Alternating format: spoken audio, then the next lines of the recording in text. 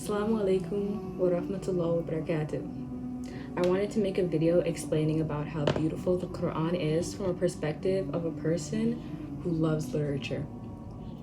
So, I have my fair share of experience with literature, from the classes I take at school to running a book club. So I sometimes draw back from the classes, for example, and apply that to what I know about the Quran. So, just as a disclaimer, I will be using the English translation for the Quran. First point, the Quran speaks in first person. Allah directly addresses us, like in chapter 20, verse 14. It is truly I am Allah. There is no God worthy of worship except me. So worship me alone and establish prayer for my remembrance. Or in chapter 2, verse 186, when my servants ask you, O Prophet, about me, I am truly near. Allah isn't portraying himself as some distant creator. The Quran is the creator speaking directly to us, so it's personal and it's intimate. This voice, it commands, it questions, and it even reassures. So as we know in literature, the author uses first-person language to connect to the reader directly to the message. This narrative style allows the author to build trust with the audience and also to create an emotional response. So second point, the Quran has many stories, and they are not just referenced for no reason. They serve a purpose. Not only do they prove to the believers before Islam that Islam is a religion that builds on the other Abrahamic faiths, they also build up to a central theme in each chapter. If it's your first time reading the Quran, you may think that the stories are scattered all over the place, which is why I bring up this point. Like how in chapter 6, Al-An'am, the overall theme is Tawheed, oneness of Allah, and or monotheism. So there's many things mentioned in this surah, but I'll focus on how it highlights the natural world around us as signs of Allah's power and wisdom. This is to encourage reflection and emphasize Allah as the sole creator. And it also retells the stories of earlier prophets to present them as models for Tawheed with the same message. Adding to my last point, the Quran isn't just a collection of random verses and words thrown together. The Quran actually uses structure to explain messages. For example, in chapter 24, verse 30, O Prophet, tell the believing men to lower their gaze and guard their chastity. That is pure for them. Surely Allah is all aware of what they do. Then in the next verse, and tell the believing women to lower their gaze and guard their chastity, and not to reveal their adornments except what normally appears. The Quran's structure, by addressing modesty for men first, makes it very clear that men are responsible for their own actions regardless of how a woman is dressed. By instructing men to lower their gaze and guard their modesty first, this shows accountability. Writers spend years trying to use structure to their advantage, and here it is presented from a man who was illiterate, by the way, sallallahu alaihi wasallam. The Quran uses metaphors to explain concepts in ways that were understanding to the Arabs at the time. So this is when understanding the historical and geographical context of the time comes in handy. For example, in chapter 13, verse 17, he sends down rain from the sky, causing the valleys to flow, each according to its capacity. The currents then carry along rising foam, similar to the slag produced from metal that people melt in the fire for ornaments or tools. This is how Allah compares truth to falsehood. The worthless scum is then cast away, but what benefits people remains on the earth. This is how Allah sets forth parables. This verse basically says that truth remains and increases, while falsehood diminishes and perishes. But how did I understand it that way? Well, let me explain. The Arabs lived in a desert climate where the flash floods that followed rainstorms would carry foam onto the surface of rivers. The foam disappeared quickly while the water itself nourished the earth. So Allah is comparing the foam, temporary foam, to lies. But this isn't to say that there aren't metaphors that we can still understand today.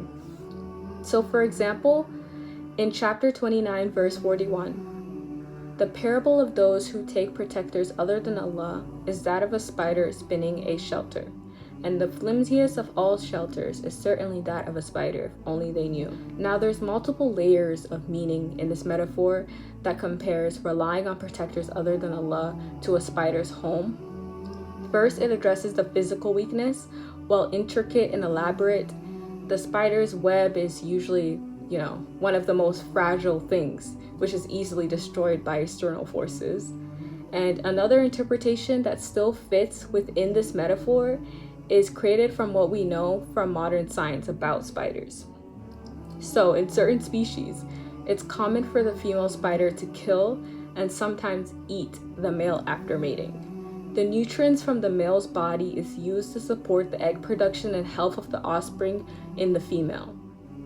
In some cases slash species, the female may get eaten by her own offspring, offering herself up to them. This again emphasizes how the spider's home becomes a place of internal destruction and weak foundation when we apply this to human life. Okay. The Quran proves itself to be poetic in so many instances, which is important because poetry and metaphors draw people in with their beauty, giving people a captivating way to understand something. So, fifth point, the Quran uses very eloquent language. The Quran's Arabic is unmatched. People have studied it for centuries just to grasp its depth. Because of who we believe the author to be, every Arabic word is intentional. So, for example, a word that is very common in the Quran, Rahman, comes from the root Ra-ha-meen. The first meaning is to have gentleness and to love. The second meaning is to have mercy. The third meaning is to show favor. And the fourth meaning is to give all that is required for beneficence. Rahmah is central to Allah's nature. So the word Rahman is not just about forgiveness, but also about a deep love and care. The English translation to mercy just doesn't fully capture the Arabic meaning to this word. The Quran was considered so powerful from the people that heard it that people like Tufel ibn Amr ad-Dawsi, a respected leader and poet, used to place cotton in his ears while near the Kaaba to prevent him from being influenced. Eventually, he decided to listen and he embraced Islam, which is exactly why the disbelievers told him and others not to listen. Moving on, the rise of Islam and the widespread use of the Quran led to the establishment of grammatical schools in cities like Busra and Kufa during the late 8th century. These schools used it as a primary source for linguistic analysis to develop grammatical rules. Even the rhythmic way it sounds with the words rhyming makes it easy for us to memorize it. Allah even says in chapter 2, verse 23 to 24, "And if you are in doubt about what we have revealed to our servant, then produce a surah like it and call on your helpers other than Allah if what you say is true. But if you are unable to do so, and you will never be able to do so, then fear the fire fueled with people and stones, which is prepared for the disbelievers." Forget Shakespeare, our Lord is speaking. So yeah, as someone who used to escape into fantasy worlds with books and shows and movies and all of that, understand my surprise when I realized that the Quran, or just Islam in general, forces you to ponder our universe, our purpose, and morality.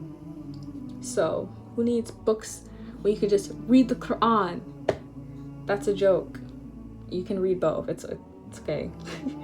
But just as you learn from books the moral of the story and world building from other books, you can also get all that and more with the Quran.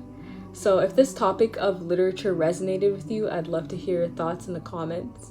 And for the Muslims watching, be grateful for the Quran, and subhanAllah, feel blessed that you have the ability to read and understand it. Assalamu alaikum.